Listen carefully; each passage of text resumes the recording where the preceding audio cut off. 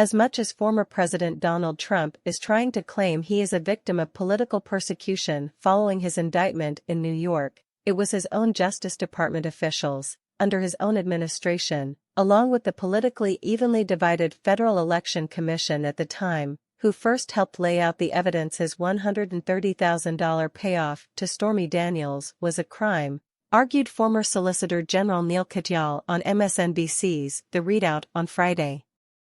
Pecker entered a non-prosecution agreement in which he admitted the payment had been made in order to help Trump's campaign. That's David Pecker, said anchor Joy Reid. He testified twice before this grand jury. Does that say to you that Trump attorney Joe Tacopina might be trying to make it seem innocuous when it's really part of that kind of scheme? Well, before getting, Joy, to Tacopina, I want to say my bottom line on this is, we should be absolutely celebrating the fact that we have a functioning judicial system that treats all of its citizens equally, but I don't think we should be celebrating the fact we have a former president who has been indicted, said Katyal. This is an incredibly important event for our country and an incredibly solemn one. When Tacopina says this, that there was no crime and stuff like that, I think you're exactly right to point out, wait a minute, the FEC has concluded this was a campaign finance violation, and the Justice Department in 2018 sent someone to prison for this hush money scandal, a guy named Michael Cohen, said Katyal. And they put Michael Cohen in jail for the same stuff, and the Justice Department, when they did that, they filed a sentencing memo, and in writing, it says this was a crime and it was directed at not Michael Cohen coming up with this on his own, but Donald Trump was the one who ordered Cohen to do this.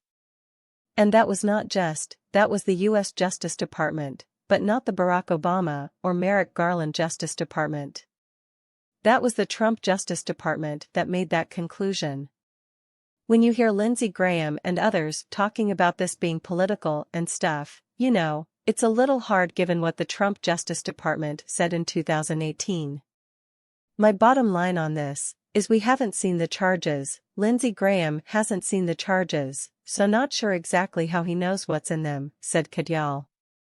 But whatever those charges are, Trump is going to be entitled to all of the protections of the criminal system, which our founders bent over backward to protect criminal defendants. All 12 jurors are going to have to agree that Trump committed a crime, and under the highest standard in the law, beyond a reasonable doubt. What I think people like Lindsey Graham are upset about is for the first time, Trump is going to have to face the music, a jury of his peers, Katyal added. He can't plead executive privilege. He can't plead speech or debate immunity. He can't plead immunity as a sitting president. It's finally time for him to have to answer the call of the prosecutors.